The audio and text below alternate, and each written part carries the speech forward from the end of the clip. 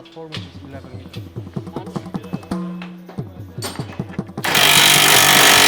Okay. I think during COVID, my feeling was, how do I bring this soldier back to his home? It had to finish in India. That was my first promise to this character, because in a sense the parallel between the soldier and myself is that all my resource begins in India, begins from the earth of India. What's really special for me now is I was just standing on this today for the, after an absence of a year, and I could feel it's personal. I was just thinking of all the people that made this wood, and then all the people that then configured this wood, and then all the blood and sweat of my body being on this wood. So this wood, this particular wood, this stage, on a stage, carries so much memory for me. So the moment I stepped onto it today, when I took my shoes off, I felt like, we're home. But it was always a home away from home, until now. So it's not just about bringing the soldier back, it's about bringing the memories that this particular wood carries.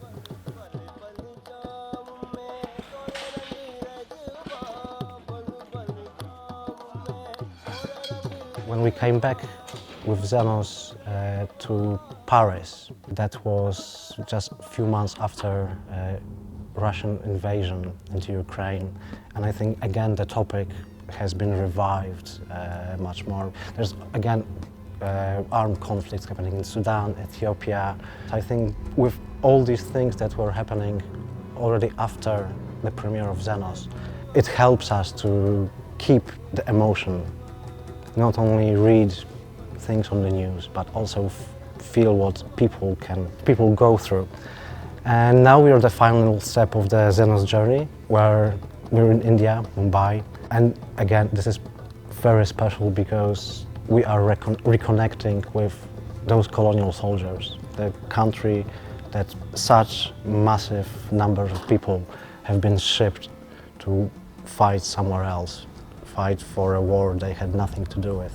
As a last chapter of the Zenos tour that has always felt connected to world events, it is quite special.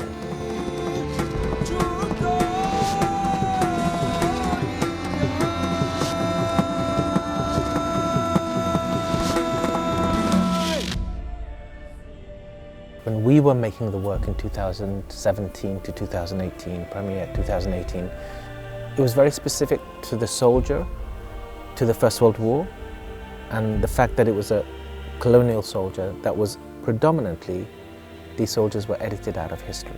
Not knowing what was to come over the next few years after 2018 and how the world would change. The work itself could not be more relevant now than any other time in my history. I've never felt so much Zenos, xenophobia, stranger to the politicians, to the governments, and also to the capitalist modern world. Everything in this work resonates, I feel, with how the majority of the world feel.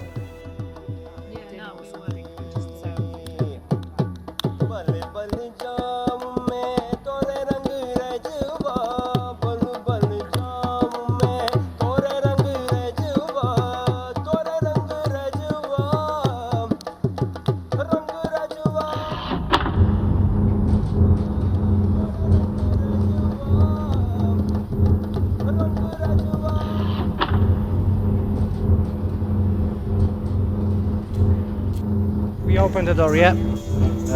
Are you ready? Sound and lights? Yes, you are, okay. Rich, Michael, Russ. Okay. Have a good one.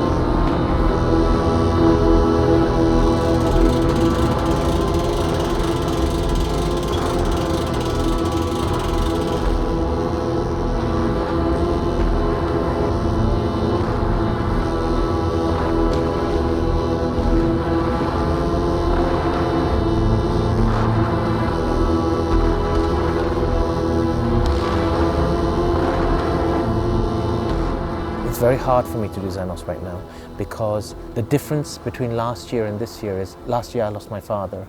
So every time Babul comes on, you know, it's really about me going to war.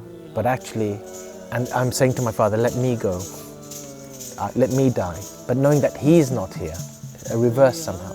So all those emotional things that I'm just holding because I feel strongly that above all, as an artist, you have a duty to the work. It's something so profoundly deep within my body, and that carries with it blood, sweat, hard work of all the artists. I call them artists, really, the tribe. Technicians, collaborators, musicians, the office, everyone. In a sense, they will be on stage with me. I think the big difference with these last two shows is that I'm very aware of the tribe, the 30 people on stage with me. I think he needs a lot of inner strength and courage to do this more than any other production that he has done before. Until we finish the show, we are all actually a little bit edgy or fragile. We don't know if it's going to go well. I think that is the exact state of when you go into a battle. You know, you don't know what the result is, but you know your skill. You know, when soldiers go to fight, they don't know each other, but they're fighting for the same cause. And this is what I thought is the whole production about. We don't know each other, but we all know where we are going. When we start to march towards a war or something like that, a battle or something, you start without knowing anything. But the more you indulge into it, you actually understand the purpose of the war and then why we are going there, what we are doing, and who is your real opponent. And then for me, the real opponent in this production, when I talk about it artistically, it is about doing too much. This is what I came from. I was doing a lot. So I also saw Akram for 20 years, the way he has danced has become more effective and less movement, which is what is also has fed on me, you know. I have to do less, but even if I play one note, it has to have the same kind of profoundness.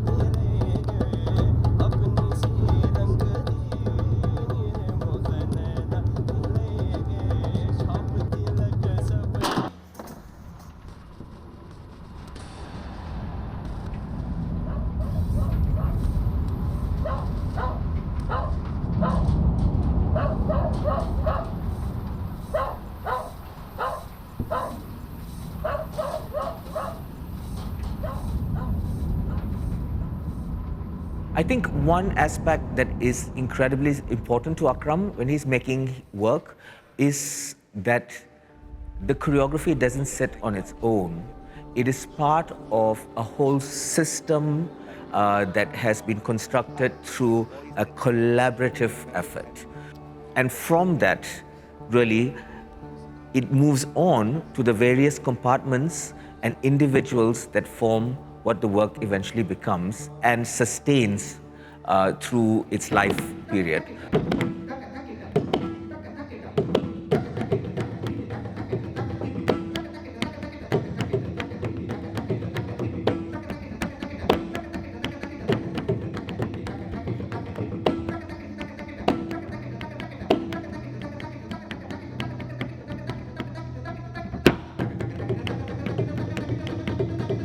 Been associated with Akram for 20 years now, and I met him in Bangalore when he was doing Kash. I had never seen something like that in my life, and musically, whatever I was searching for, whatever I was unsure about or unsettled about, like there were a lot of uneasiness in my musical journey until then. And then when I saw this production, I thought, okay, I might find a lot of answers with this gentleman, because there was a lot of music in his silence, you know. This is something that I was searching all the time, you know, because the music that I was doing until then was like totally active, and then I thought that these bodies were actually doing music. They were not dancing, you know. So I thought the real music was happening between two notes, but not on the note. His dance is speaking music, and his musicians are actually dancing. This is what I think is all about his production.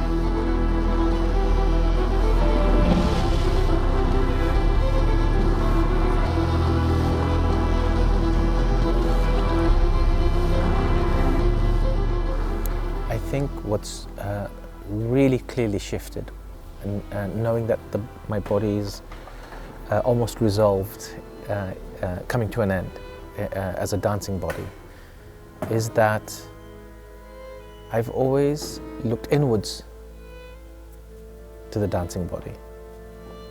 Now I'm curious to look outwards to other people's dancing body. That's been the biggest shift, my gaze. The world around me is informed by my body, what it experiences. I always talk about listening. Now I have to really listen to other people's dancing body because I have to rely on that. If I listen carefully, then they can help me navigate through their dancing body, my relationship to the world.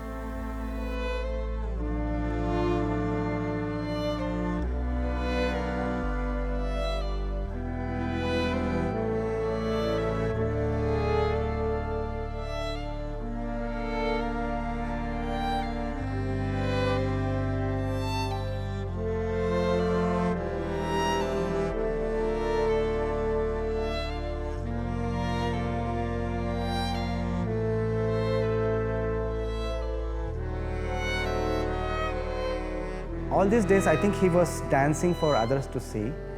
From now on, I'm sure that his movements make others dance. So that means if he's stopping, things around him is expanding. I think it's the perfect new beginning for him. It's not the finish. It's the perfect new beginning for him where the soldier is resting in peace.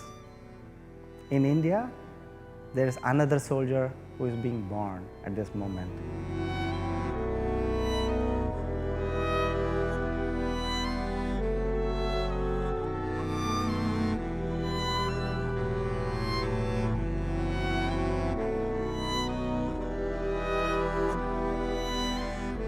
There are two gazes, the difference between practice in your studio and the difference between the gaze of an audience on stage and performance.